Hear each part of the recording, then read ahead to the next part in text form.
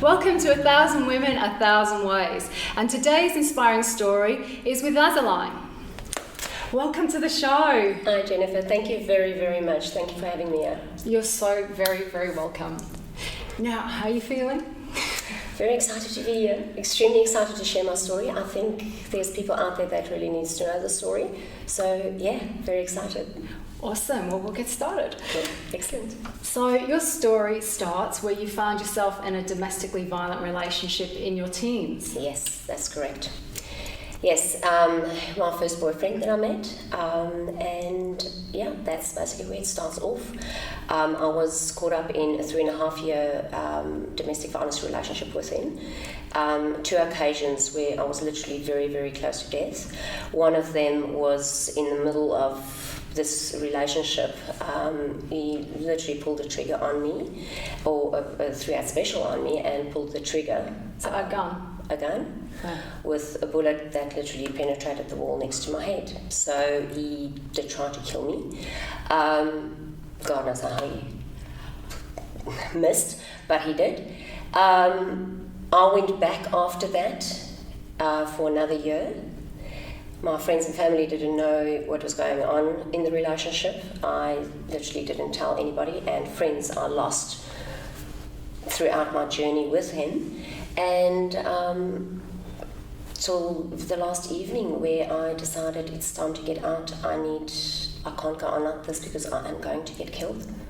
Why do you think you stayed so long, for 3.5 years? Like, viewers who are watching who don't have any experience or understanding of domestic violence might say, after he tried to kill you and you didn't leave, why not?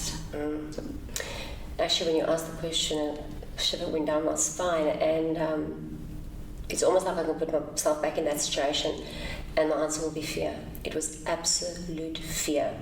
I knew for a fact if I stayed with him that it would get to the point where he's going to kill me, but I was also scared that if I leave him, that he will hunt me down and kill me in any case. I was in a catch-22. The thing that I regret is not talking to people. Nobody knew. The first year in our relationship was definitely the grooming stage, so all my friends and family really liked him. I think it was actually just my mom that had a little bit of red lights coming up. She wasn't very fond of him. For the rest, my friends liked him. He was gorgeous, he was handsome, and they trusted him. So after a year, when the violence started, how could I go back and tell people he's eating me, and he's pushing me around, and there's emotional abuse and economic abuse and physical abuse? So it was very difficult. So it was basically fear. That's why I stayed. And in that decision, it was, from the sounds of it, the lesser of the 2 evils, to stay than to be hunted down, never knowing when he might come. Yep. And to hurt you. Definitely. I can also add, I was young. I got involved with him the year I turned 17. I do see myself those days as a child. As you know, I left school 2 years prior to what I was supposed to. So I don't think I was emotionally strong enough yet. I was an adult. I was a child. So I didn't know what to do. I didn't know on which doors to knock. I didn't know who to trust, because so much trust got lost in the whole process through this relationship. And yeah. From what I've heard about domestic violence, is often they're very charming men to pull you in, charming. And also to woo you and the family and the friends. Yes. And then slowly they cut you off. Yes. From the family and the And there's a friends. reason for that. You won't often, and I believe that, you won't often get somebody that went through domestic violence that is in themselves a pathetic type of person. People that abuse look for strong people, because there's no challenge in cutting somebody down to pieces if they're already on the ground. So they're looking for a strong person, and they can slowly start cutting away. And yes, I had a very strong personality, even though I was very young. I mentioned again, I left school 2 years prior. I was born with a lack of oxygen, and I struggled through my schooling. I faced bullying because of my learning disability. I was always in the bottom of my class. I left school 2 years prior. When I left school, I lived in a small little town called Mayerton, very small little one-horse town. And there was always stories going around in this little town. So when I left school, I'm quite sure most of the stories that went around was she left because she was pregnant, because those days it was only pregnant girls and if you were a washout that left school. So I had to deal with all of that from a very, very young age. And where a lot of people will take that on and it will negatively affect them, I decided I'm going to use that to make me stronger. And that's where I believe my survival skills just grew into, I need to make it. Because I left school with the same mental mindset that I will make it in life, I will prove myself. So when I went through this domestic violence relationship and I came out on the other side, yes, it was terrible. I had to get some treatment. I saw a shrink for quite a while, but I believed I'm going to make it. Up until the point where I did close the doors and I felt I dealt with it. And only many years later, I had to open that door again. And go down the rabbit hole. Go down the rabbit hole again. But just to ask you, what was that pivotal moment then that you decided, I'm leaving and I'm not going back? The fear of staying was then greater than the fear of leaving and him finding you. What was that defining moment or decision? Wow, I can actually read it off my book cover. Do you want me to Yes, read it? Yes. Did you have written a book? My reading is not very good. Remember, I've got a learning disability because of the lack of oxygen, so I'm going to try my best to do this. I was beautiful the day we met, but look at me now. I'm all torn apart. It's close to midnight on a Saturday evening in early January 1993, but instead of reveling in the party atmosphere of the new year, like most 20-year-olds, I'm lying completely motionless on the cold hard floor of my living room. I can faintly hear the late night traffic outside my open window on the second floor in Pretoria Street, Pretoria, South Africa. Fighting the darkness which threatens to consume me, I try to entertain the thought of calling for help. Fear. I know it was pointless. I licked my lip and recognized the familiar tang of blood in my mouth. The dark blue carpet under my skin felt like sandpaper under my bruised, battered face. I closed my eyes and let a solitary tear slide down my cheek, leaving a trail of memories of broken promises. Lying broken in a fetal position, with one eye still closed, my thoughts turned to my mother, and strangely I wondered what she would do and what she was doing right then. I was thinking about her and what she would do if she saw what was happening to her daughter right at this particular moment.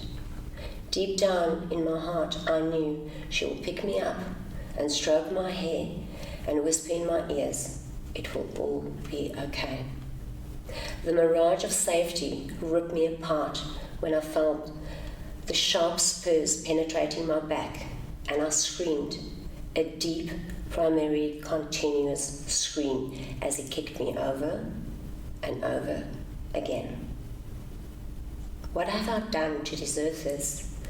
How am I going to escape this mirage of hatred that this man has got for me? My final thoughts before I lost consciousness is the panic realization that I'm going to die. He's finally going to kill me, and it's going to be a slow, lonely, and very painful death. That's what I experienced that evening. And a couple of minutes later, I was still lying on the carpet with my eyes closed, and I heard my heart. I thought I was dead. And I heard my heartbeat, and I opened my eyes, and he was lying on my couch fast asleep. That was the realization that I had to get out. that was also the realization that I need to get out and I'm never going to come back. For the second time in that relationship, I was this close to death. And I do believe things happens in 3. I wasn't ready for the 3rd time. Wow, I'm very, very moved by what you wrote, and that's incredibly strong and powerful, and I really feel for what you went through. I'm very brave. Thank you for sharing that.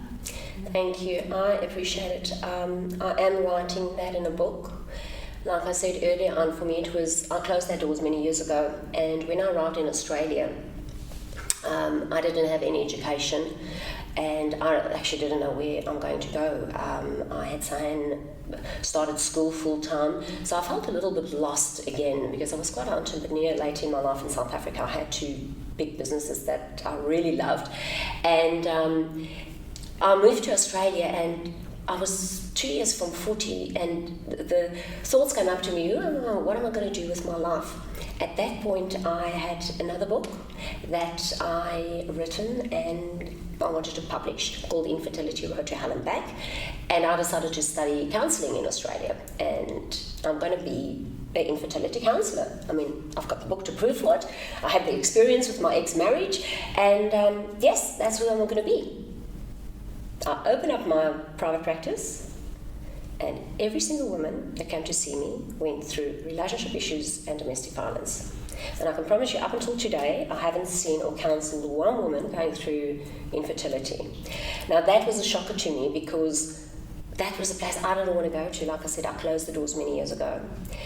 And I prayed about it. I'm quite religious. I do believe the guy up there gave me suitcases full of nonsense from the day I was born, and I say that with a tongue in my cheek. But I do believe there's a reason for it, because he knew that I was strong enough to handle this. And I prayed, and I said to him, what now? I'm an infertility counsellor. Why are you doing this? The next day I went and I changed my business cards to relationship and domestic violence counsellor. It was perfect. I had to open that door because I realised, what am I going to lose? I'm not going to lose anything. I've been there, done that. If I can help one person with my story and what I've been through, I'm changing a little bit of the world, even if it's just a drop in the ocean. I ended up working as a domestic violence counsellor, and I'm getting a lot of satisfaction out of it. It helped me through the healing process a lot. I work with women, and I can not just sit in front of them because that's what I studied. I've been there. I lived that life. And I think that's what I love about what I do today. And so you'd walked out sort of 20 years earlier and never revisited until that moment. Until that moment. So you put it down. I put it down, and I took a lot of leaves and I put it up on top of it, and then one day this big wind came and just sushed everything away. Wow. That was a shocker. How did you, when you left that night that you just read for us so beautifully, so a viewer who's listening now, a woman who's listening now that might be in the same situation is, I've reached that point. Where did you go? Did you reached out for help? What did you do? What did Azaleen do next? I did. Funny enough, the evening just before, actually the day before, my sister and I used to work together. I think my sister knew. She never said anything to me up until that Friday when I left work. She took me by the arm because, I got so clever in covering the bruises and the black eyes and tell stories about how I fell off the stairs, and I was a good liar. I lied about everything back then. And she took me by the arm and she said to me, if you need me, phone me. I don't care what time of night it is. And I tried to talk, and she put a finger on my mouth and she said, no, don't say anything. Just remember, if you need me, I'm there. And I looked into her eyes, and I knew she knew. I knew she knew what I was going through. And when this happened, and I got out of my flat that evening, that was an ordeal by itself.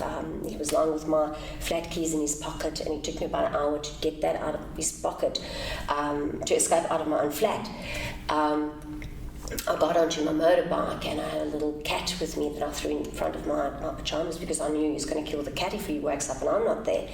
And I drove down to the police station, got my interview with them, and the girl said, "Who do you want to phone?"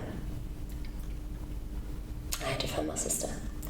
And I picked up the phone, and when she heard my voice, she just said to me, "Where are you? Are you okay?" And I said to her, "I'm at the police station in Sunnyside." And she said to me, "I'll be there just now." And she just put the phone down. And she was there. And it's after that I started speaking to my family and friends, a little bit that I had lost contact with. And did they know? Oh, you said your sister had known. My sister said she had a feeling that something was going on because there was just too many times that I had cover-ups for my bruises. You can't get so many bruises and fall down. I mean, I'm not that clumsy. I'm not a clumsy person. So she had a feeling. But she also said she never mentioned it to me. I mean, what am I going to do? I'm going to deny it. I'm not going to say to her, yes, I'm getting beaten up every now and again. I don't want them to know. So I lived a lie. I absolutely lived a lie for a very long time. I walked around with a mask. When I do my public speaking these days, one of my things that I speak about is remove the mask to reveal the inner beauty. And that's exactly what I did. I walked around with a mask for so long. So the Azaline that is around and about today is true and real. Azaline very is honest. now the person. I'm completely the different. I think now I irritate people even more because I speak out. I'm an extremely open book. My friends on my Facebook, every now and again, I'm like, oh, they're going to delete me. You know what? You need to go then, because I do speak up a lot about these things. A lot about women's issues. I stand up. I'm an advocate when it comes to women, and I just realised that I do make a difference with what I do. I get messages from women that I know went through hard times, bad relationships, domestic violence. Today that says to me, "Azaline, thank you for speaking up, not just for yourself but for others as well, because we can't do it." And that gives me the satisfaction. So yes, it's the real Azaline sitting in front of you now, a very outspoken woman. Who was the strong woman, who was the strong child. Who was the strong child? Who was, I would think, be the motivator that enabled you to move at 20 Yes. out of that relationship. So how did you rebuild your life? And did he try and find you? No. After I left him, I got a restraining order against him. As it is, and I think that was just a test from God. A couple of years later, it was literally about 5 or 10 years later, my ex-husband and I rented a house.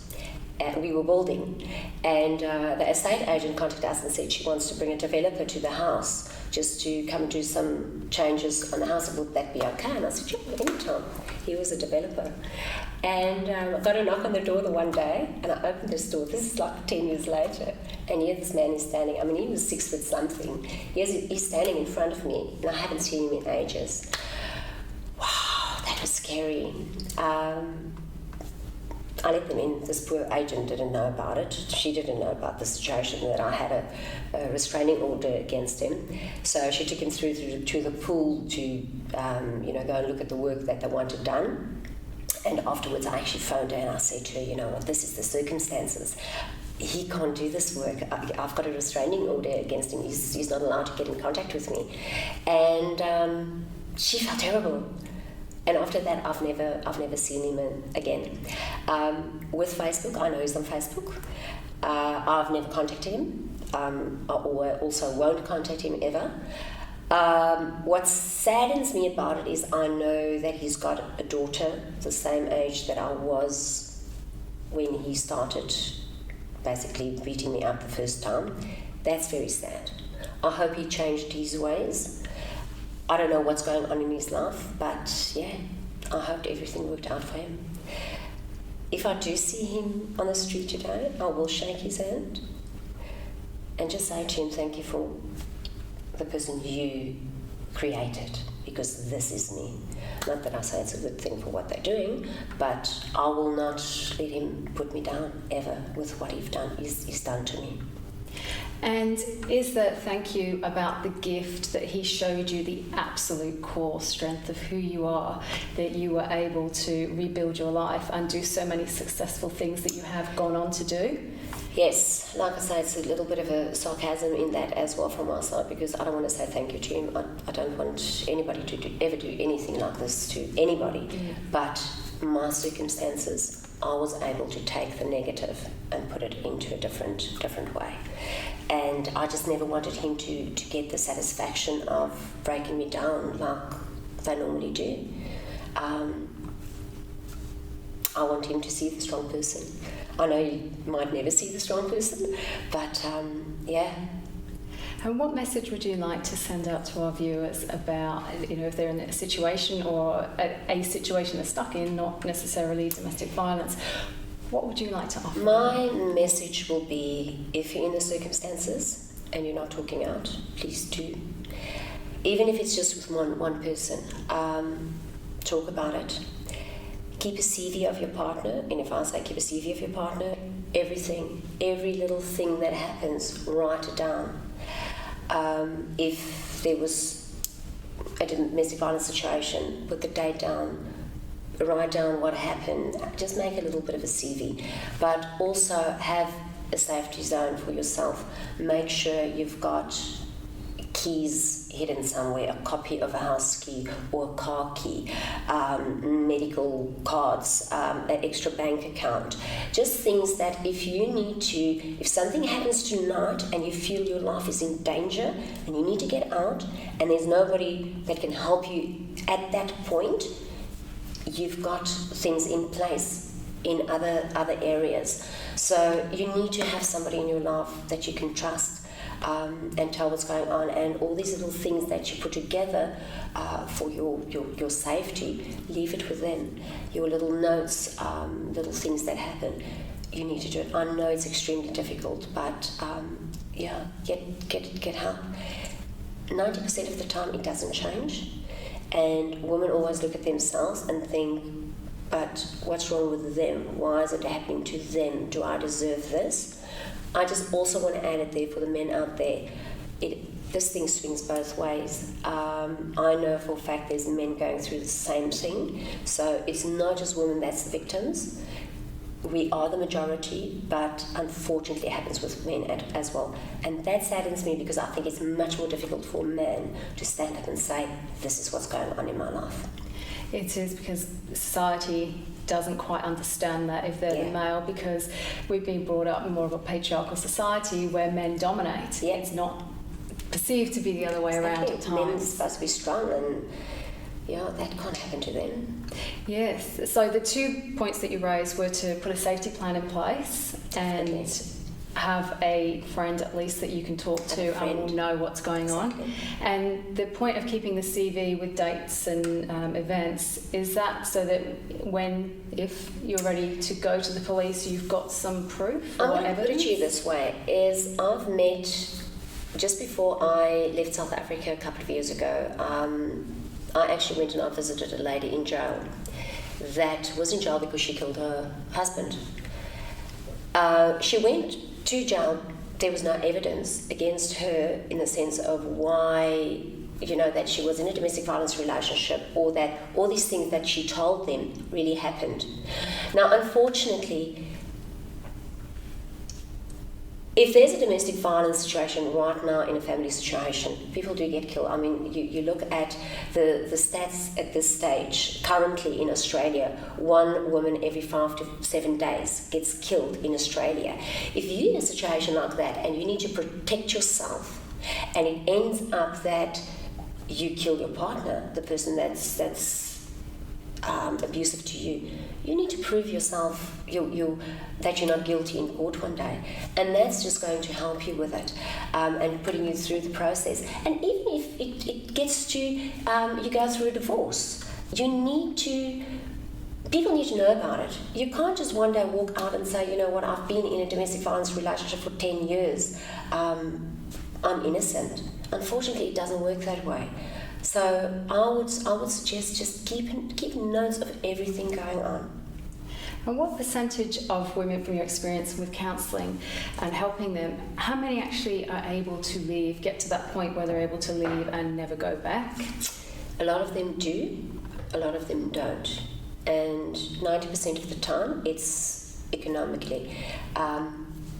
They don't work because they've been broken down so much in their relationships that they're actually nobody.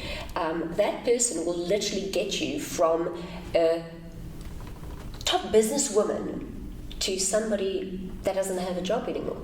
That's how much they can break you down. If you get to that point, you're just scared to leave because you don't have anything. And sometimes you've got kids as well. So where do you go with the kids? There's a lot of refuge or places out there that do help and support people. Yes, it's difficult to get onto your feet again, but you need to take that first step. Is there a lot of support, like with the refuges and say people like yourself, to help these women move forward and to get back on their feet? Yes, definitely. And there's a couple in Perth that I support. So yeah, there's definitely. People can get in contact with me if they want to find out more where to go. I do a lot of pro bono work, counselling wise, specifically because I get women coming to see me for counselling and they can't afford it because there's economic abuse. It's not just people. Sometimes has got a little bit of a misconcept. You know, you talk about domestic violence and they think, oh, I'm in a relationship, bad relationship, but luckily I'm not in a domestic violence relationship because I don't get beaten up. That's not the point. You get emotional abuse, you get sexual abuse, you get economical abuse. There's so many other things that is also part of the whole, circle of domestic violence and abuse. So if anyone's taking your power or denying you your right as a human, as a woman, then these are like little red flags to start looking at. Little red flags, yeah. Yes. Yeah, and where does the infertility come in? Because you have this wonderful book that you've written. About a year after I got out of my domestic violence relationship, I met my ex-husband and fell in love with him. We were together for about 3 years. We got married. We were together for 9.5 years. And I was in love with him completely. Struggled with the infertility in the relationship. We had our ups and downs. And in the end, it didn't work out for us. We didn't go through a divorce because of the infertility. We had other reasons for that. I do believe that I don't wash my dirty washing in my book and, just out in the open. I've got an extremely good relationship with my ex-husband. I do believe that I just wasn't a good fit for him and he wasn't a good fit for me. I'm still in contact with him. I still love him to bits. He's a great guy. He's got a wonderful wife now. And it just didn't work out for us. And I published my book. I think he was absolutely amazing. The day I went and I said to him, I want to publish my book. And I said to him, you're not the nicest guy in the book, but are you okay if I publish it? And he said to me, you know what, Azleen, you've got a story and you need to tell your story. So, I think he's just awesome in that respect that he gave me the opportunity to voice myself. And I published my book. So, it's something very close to my heart.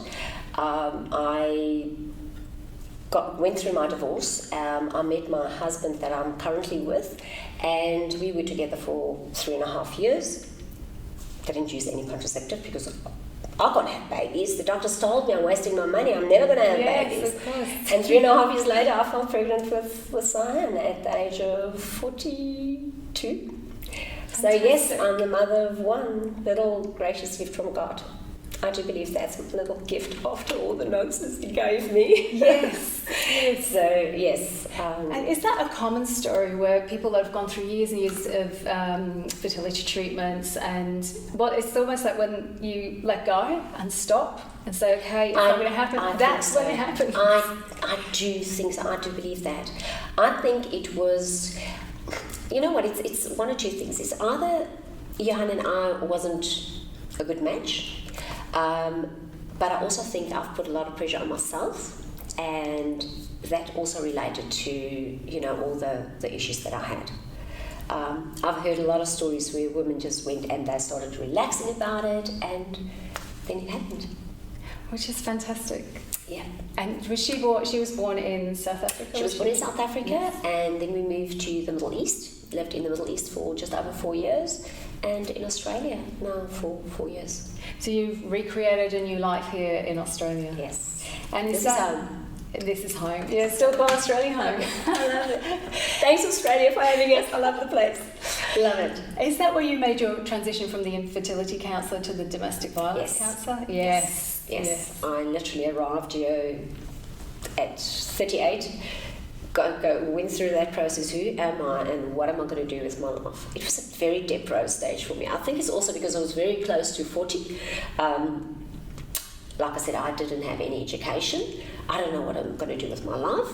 My little baby just started going off to school, so it's Papa, Mummy, I don't need you anymore. What am I going to do with myself? It was very depressing for me. I knew I'm not going to get a job somewhere. I can't be a secretary. I can't spell. My spelling is totally corrupt. So what the hell am I going to do with myself? And that's at the point when I decided to study counselling and bring my own experience into my life and make a change. Which is awesome. It's like you went full circle. Completion. I did. And that's also one thing that I want to say to women out there. If you are my age, I'm 42 now, and you think, you know what, I'm going through this bad relationship, I can't start over again, you can. If you look at my life cycle, my wheel of life, where I was literally 4 years ago, I was in the middle, in that deep, dark hole. No education. Nowhere to go. I didn't know who I was. I would cry myself to bed because I didn't have friends, I didn't have family, I didn't have support here. I didn't have anything. But at that stage I had a husband and a 1-year-old that supported me a little bit, and I started building myself up. So what pulled you out? You had your husband, you had your daughter, but what else? Because they're the moments when we have to go within and pull out the parts of us. You know what I think it was? I think it was my standard 5. Now, we used to speak about standards in South Africa, and I think that is about year 4 teacher. Her little voice came to my mind, literally at that stage. She loved saying to me, "You're never going to make it in life. You're going to be a washout. Because I had a learning disability and I was not in class. I was completely hyperactive, so I was not her favourite kid in the class. That's why I also like going and do talks at schools, just to uplift people and say to children that go through learning difficulties that there's life after a learning disability. You can get out of that. My teacher's voice came up in my head, and I just knew, but I need to do this. And I went and I did my diploma in counselling, and after I did that, I had this tick. I'm not dumb, I'm not stupid, I can do this, I can study. How did I study? I did a lot of the things through voice, because my reading is not very good, so I had text-to-speech and drag and dictate, so I took all my modules. I completed my holistic counselling diploma, and a year after that I did a diploma in community works, published my book, and I'm busy with my second book now. Wow, you've done so many things, and it's like you've constantly reinvented yourself. Yes. Each time you hit that deep dark pit, you got yourself right out. I need to get out again, yeah. And what's the absolute driving force that got you out of the pit each time? What's that part inside of you? Have you been able to identify it? Is it that I'll never give up? You know what? I don't know. I think there was so much happening in my life. I've been through really bad patches. I think it's a combination of everything. And support. I do have my family support. I've got my mom's support, my sister's support. My dad unfortunately passed away when I was 27. He was my absolute big hero. I think I do a lot of what I do today because of him as well. He left school also at an early age. And yeah, I think it's just to show to him that I'm going to make it. I'm not going to lie there. Yes. And that's why I do what I do. I think my big driving force at this moment is to show other women that's going through that, you know, this is where I was. You can also be there. And that's why I would love people to get in contact with me, because I want to take people on my journey. I do believe if you've been there yourself, it's so much easier to help others get there as well. And what is your biggest inspiration? Your family were definitely there for support and assistance. Mm-hmm. But what was your biggest inspiration? My daughter. Oh. And there's a specific reason for that. She's 8 now. And my biggest inspiration was when she was 6 years old and she walked up to me with these big blue eyes and she said to me, "Mommy, I want to do what you do." And I'm like, "What do I do?" And she said to me, "You make people happy. And I want to teach kids to make me happy and other kids happy." Son stutters, and she got teased and bullied because of her stuttering. And I looked at her and I was like, "Whoa, what do you want to do?" And she said she wanted to voice herself. That was my inspiration, because I knew that with everything that I went through, I taught my daughter something. I taught my daughter at the age of 6 to stand up for herself. A little girl that would walk into her bedroom and cry her eyes out and pray to God to take her voice away because she didn't want to stutter, to somebody that wanted to make a difference. And that was good. That was amazing for me. And it's like she actually did the opposite from taking her voice away. She gave herself a voice. She gave herself a voice. As yes. did her mother. Yes. And we are going to interview her later. She's an amazing little girl. She didn't think she's going to be interviewed today. So that is, that's very exciting. Yes. It's very exciting to have her on the same show. She blew my socks off when I met her. I was like, "You must come on the show." Yeah. But thank you so much for sharing your story Thank you, today. Jennifer. I really Thank you appreciate it. for your courage Thank and you. everything. Thank you so much. Thanks a lot. Thanks for having me. Thank you. So if you've enjoyed and learnt a lot from and been inspired by Azalene's story today, you can go to our website, www.1000women1000ways, and hop into our chat room and make some comments, and maybe you can help inspire someone today. Thank you so much for watching.